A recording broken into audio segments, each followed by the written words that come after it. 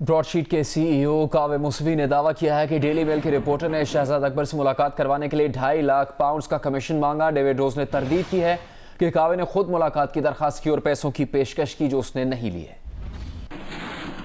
Rose told me that he knew Shahzad Akbar, so we met at my house and we had a chat about that, and he said he would organize a meeting, and he did. So we had a what was in it for him? I said, well, he could,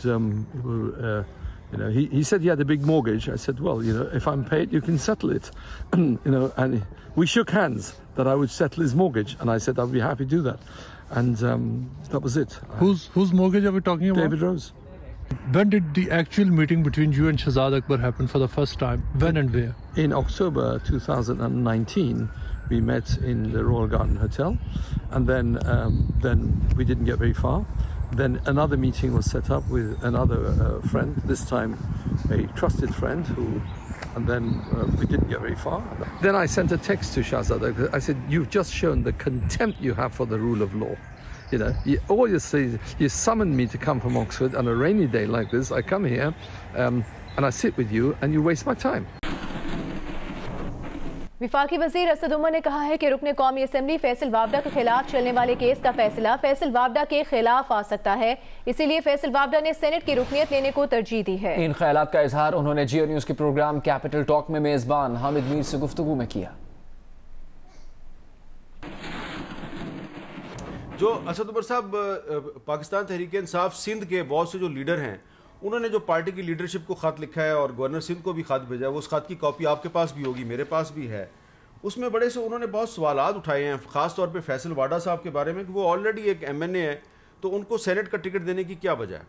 देखिए, ज़ाहिर है उनका एतराज़ जो है वो समझ में आने वाला एतराज़ है। बड़ी ऑब्वियस सी बात है कि ये एक MNA है, सिटिंग MNA है, तो उनको सेनेट का टिकट क्यों दिया जा रहा है।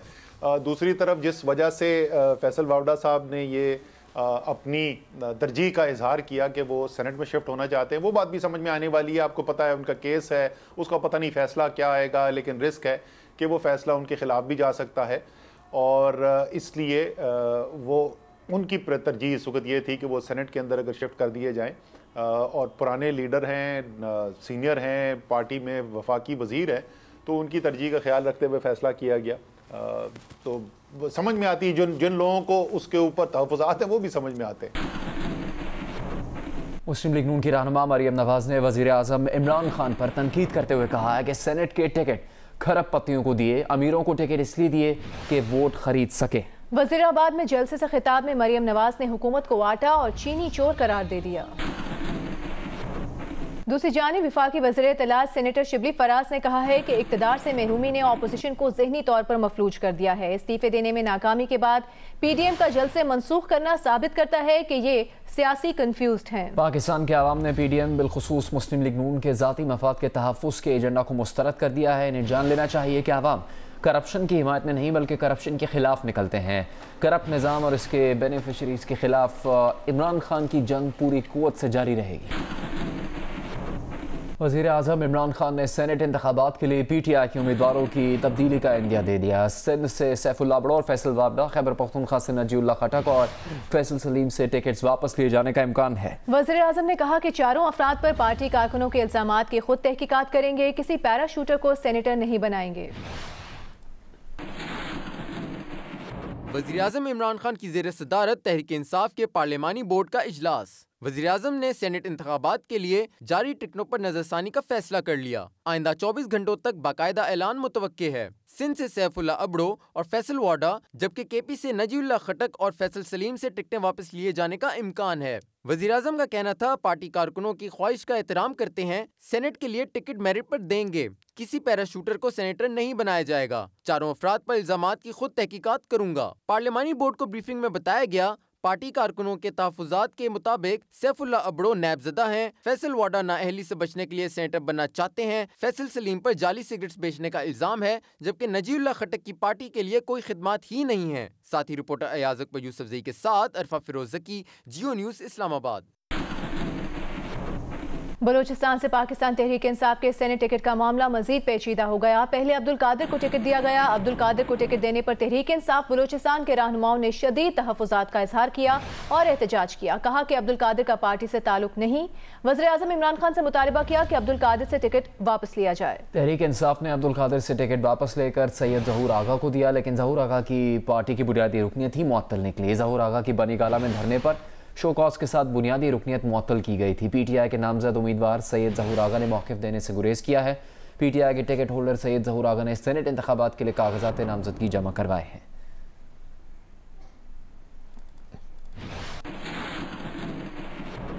वज़ीर आज़म इमरान खान ने पेट्रोली मसनूआत की कीमतों में इजाफे के लिए ओगरा की समरी मुस्तरद कर दी है। ओगरा ने पेट्रोल की कीमत में 14 रुपये 7 पैसे, हाई स्पीड डीजल में 13 रुपये 61 पैसे फी लीटर इजाफा तजवीज़ किया था। वज़ारत ख़जाना का कहना है कि अगले 15 रोज़ के लिए पेट्रोलियम मसनूआत की कीमतों में तब्दीली नहीं होगी। JWACZ के 400 गाड़ियों की इंपोर्ट पर ड्यूटीज चोरी करने के हवाले से शाया खबरों को बेबुनियाद करार दे दिया गया है। कुछ रिपोर्ट्स में दावा किया गया था कि कंपनी ने अंडर इनवॉइसिंग करके 1 अरब 10 करोड़ रुपए कम टैक्स अदा किया है और अब ये केस कस्टम्स इंटेलिजेंस के हवाले किया जा रहा है।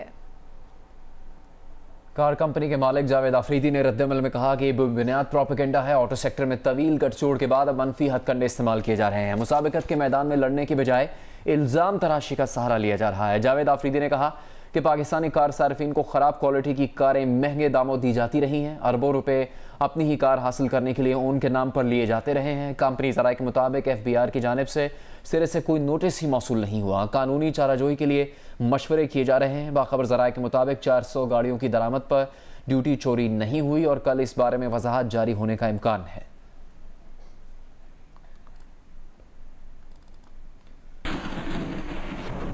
मुस्लिम लीग नून के रहनुमा मिफ्ता इस्माइल ने कहा है कि बिजली के नर्ख बढ़ाना हुकूमत की नाअहली है। नैब तहकीकात करे कि LNG सस्ती मिल रही थी, टर्मिनल पर जगह भी थी, मगर इन्होंने देर की, महंगी खरीदी और कम खरीदी और फर्नेस ऑयल और डीजल से क्यों महंगी बिजली पैदा करके कीमतों में इजाफे का बोझ आवाम पर डाला।